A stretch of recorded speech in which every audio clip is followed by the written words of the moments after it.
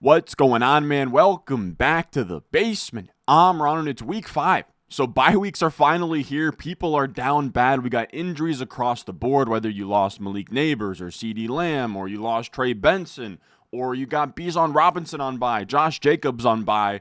We're all scrambling to fill our lineups this week, which is why this video is essential for you guys. Today we are going to talk through my 8 sneaky starts and stats for week 5 of the fantasy football season. This is where I give you a sneaky start. I'm not telling you to go out there and start Jahmyr Gibbs or any of the top flight guys. We are going to go deep. All of these players are outside the top 30 running backs, outside the top 30 wide receivers. We are dumpster diving to help save your guys' flex and win your matchups this week. As always, if you enjoy, leave a like, subscribe if you're new, and let's get right into our first sneaky start. Or actually, no. Let's actually look at my report card from this past week just to show you kind of what we're batting at. I'm not perfect. No one's perfect. We are dumpster diving here, but we have a couple of good hits over the last few weeks. Last week, we called Justice Hill, who finished as the RB4, Carson Wentz as the QB8, Stafford as the QB2,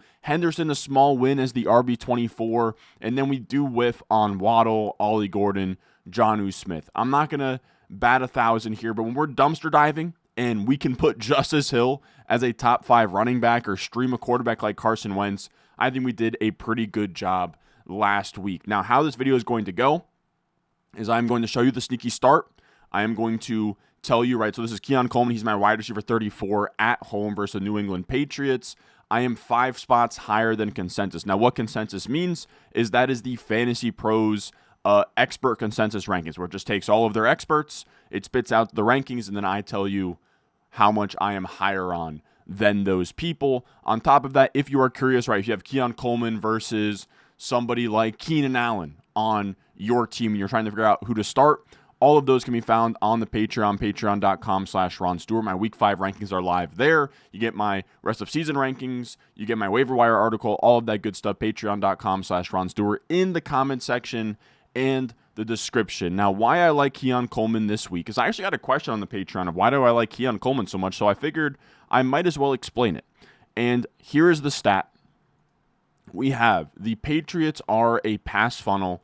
They are 27th in EPA per play versus the pass, but 7th versus the run, with opponents throwing at the 5th highest neutral rate. A league-high 76% of yards allowed by New England have come through the air. That is via Rich Rebar. Now, I will say, this video, I obviously am not the czar of stats. So all the stats I pull from Rich Rebar's stat sheet, like workbook he does over on Sharp Football Analysis every week is really, really good stuff. You have Evan Silva's matchups over at Establish the Run. You have Sam Hoppin's Substack. Hoppin' to Conclusions is really good. Fantasy Points Data Suite's really good. PFF is great.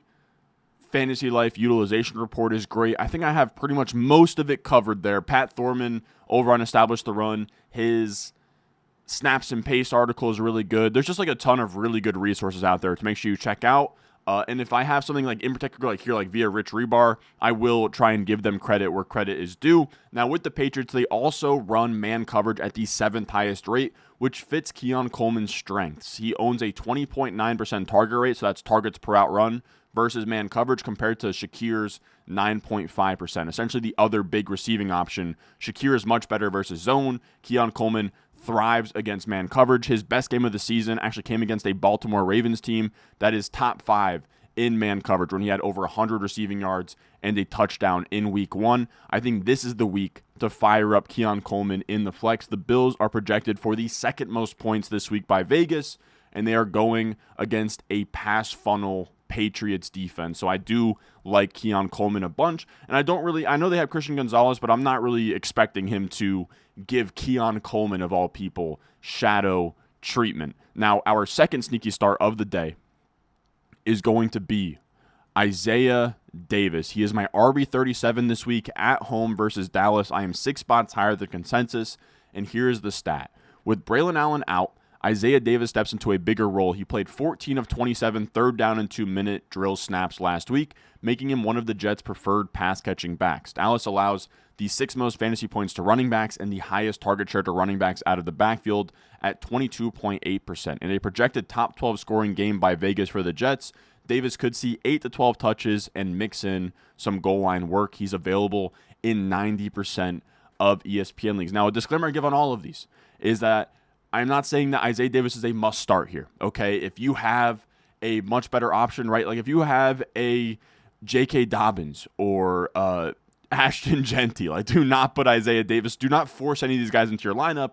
But if you're scrambling at RB2 and you're looking at air in your RB2 spot, I do think Isaiah Davis is a really good bet to catch a couple passes, mix in between the tackles. They really, really like Isaiah Davis. And I think that we'll see kind of a 60-40 split here in favor of Breece Hall, but still a good amount of Isaiah Davis versus a Dallas Cowboys defense that is letting everybody run all over them, score fantasy points, gain yards, score touchdowns. So I think that Isaiah Davis is in a good spot, especially with the Jets. Like when you think about the Jets offense, they've actually not been bad this year, but it is pretty crazy to look at that the Jets are projected for the 11th most points this week by Vegas. Now, when I say projected, that just means Vegas has the over-under and the spread, and you can kind of reverse engineer that to see how much Vegas has each of them implied to score in a given week. It is not a perfect science, but it is one of the better ways we have to sort of see who is going to score the most points in a given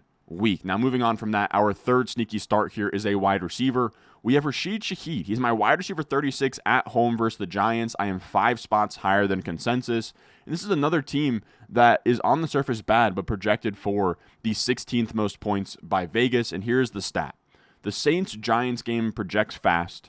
New York ranked first in neutral pace and second in no huddle rate in darts first start, while Saints games lead the league in combined snaps. So in terms of like snaps played on defense plus the amount of snaps played on offense, they just run at a really high tempo. Every single like no huddle rate or plays per game type of chart will have the Saints in the top right. Like it almost reminds me of like Nate Oates in college basketball charts. I know that that's like a crazy reference here, but in college basketball, like Alabama is very much a up-tempo, get to the ball, quick kind of thing, and that's what the Saints have been, which is really nice. Now, those stats are from Pat Thorman over at Establish the Run. Despite ranking 28th in scoring, New Orleans is implied for the 16th most points this week, so we have an environment where the Saints offense should actually be able to move the ball here. The Giants are a pass funnel with their opponents passing the ball 3.6% over expectation, the highest rate in the NFL, and they also allow the third most wide receiver fantasy points and run the second highest man coverage rate.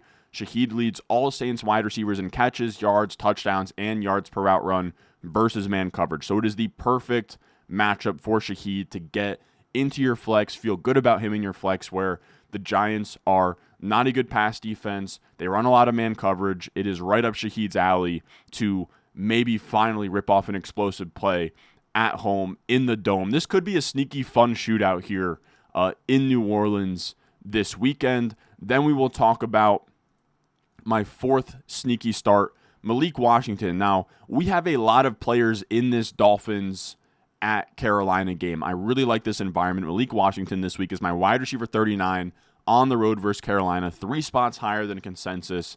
And here's the stat. With Tyreek Hill out, Malik Washington ran the second most routes for Miami and should absorb some of Hill's design touches. The Dolphins are implied for top 12 scoring against a Panthers defense allowing the 5th most yards after the catch. Washington actually leads all Miami wide receivers in yards after the catch, despite only 8 catches to Tyreek's 21 and Waddle's 17. So despite having the ball much less, he is the most explosive playmaker with the ball in his hands in terms of yak on this team so far, and he ranks second behind only Hill in targets per route run versus zone coverage, a great fit against a Carolina defense that runs the 3rd highest zone coverage rate in the NFL. And Malik Washington's a guy you can grab right off waivers if he's hanging out there. He is available in over 80% of leagues, and he is a top 40 wide receiver, somebody that you can flex and feel decent about this week in this environment. The Panthers defense isn't great, and Malik Washington, I think, is going to get a lot of the, like I said, the design touches, some of the manufactured screens and end arounds and all the fun stuff that McDaniel does. I think a lot of that's going to now go to Malik Washington with Tyreek Hill out of there. Now, our 5th sneaky start here, Trevor Etienne. On the other side of this game, he is my RB41 at home versus Miami. That is plus 18 spots versus consensus. Now, again, he's the RB41. I'm not saying you have to put him in your lineup, but Rico Dowdle's getting all of the shine right now. I think Trevor Etienne is a sneaky start of somebody that can get like 5 to 10 touches here. And if Rico Dowdle is flat out bad and Etienne's running with the juice, it wouldn't shock me if this was a closer split than projected, right? Where everyone's assuming it's going to be Rico Dowdle, workhorse, bell cow, going to get all the touches. Trevor Etienne is a real guy. He was a day 3 pick out of Georgia, and this is a team that really likes him. Now, the stat here is that rookie Trevor Etienne, rostered in just 1.6% of ESPN leagues, could see a bigger role with Chuba Hubbard out. He's averaging 4.6 yards per carry compared to Dowdle's 3.0, and flashed last week with 7 for 33 on the ground with a run of 22 yards. So he's already making explosive plays. He's more efficient than Rico Dowdle at this point. And the Dolphins allow the 8th most running back fantasy points, the 2nd highest explosive run rate, and face a minus 3.6 pass rate over expectations as teams prefer to attack them on the ground. There's some sneaky touchdown upside here as well, with Carolina projected for 15th in scoring by Vegas. And the Panthers just keep on rolling here in this video because our quarterback streamer of the week, on every single one of these videos, I make sure to give you guys a quarterback streamer and a tight end streamer.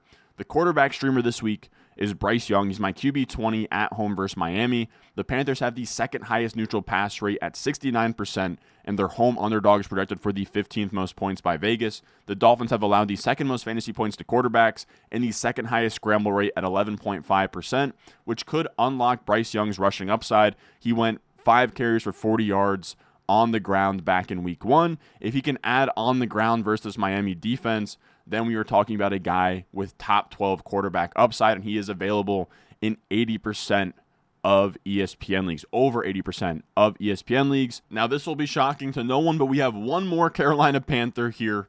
We are going to talk about our tight end streamer of the week, Tommy Tremble. Now, here's the thing. I will be fully transparent. We will look at my report card. My biggest whiffs so far this year have been tight ends. I have not been able to get tight ends right. Last week, we whiff on Jonnu Smith. Before that, we whiff on Fannin and Otten. Before that, we did okay with Fannin and Okonkwo. So just something to understand that my tight end advice so far in these videos has been by far the weakest point. But if I was to give you a tight end streamer that is available pretty much everywhere, it's Tommy Tremble. He's on every single waiver wire. And if you are truly down bad, you're in a deep league where even guys like, I'm trying to think of even like a Brenton Strange, if he's not available, I do think Tommy Tremble is startable this week. He's my tight end 20 at home versus Miami. I am 4 spots higher than consensus. Miami just gave up 5 for 65 to Mason Taylor, the rookie tight end for the Jets, who before that hasn't really been all that good. And they've allowed the 3rd most fantasy points to tight ends. With JT Sanders out, Tommy Tremble, who is coming off a tight end 6 finish last week, leads the Panthers tight ends in inline snaps. That lines up perfectly against a Dolphins defense, allowing a league high 19.8% target share to inline receivers. So those are guys, next to the tackle,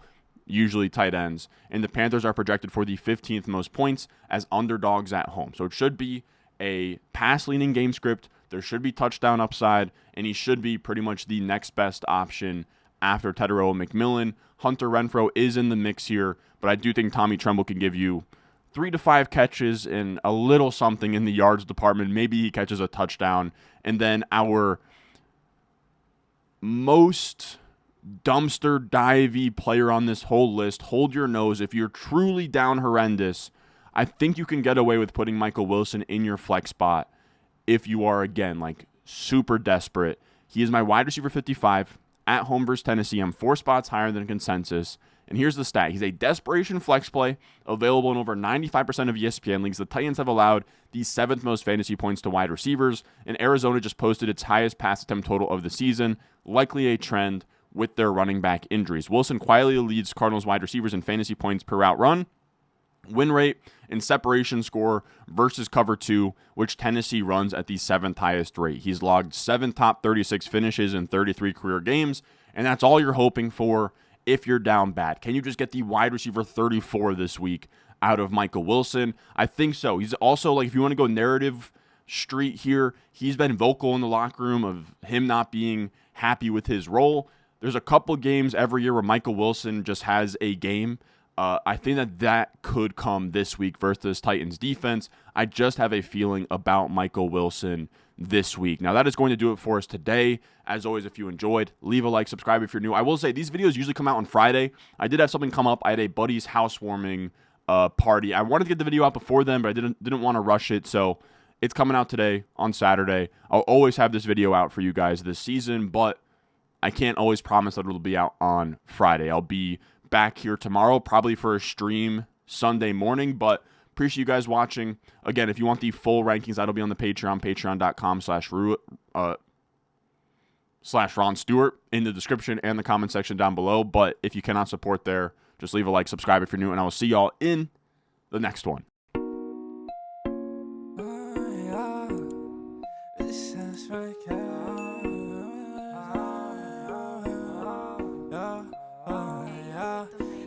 Stones, like this froze, ice cold, ice around my body like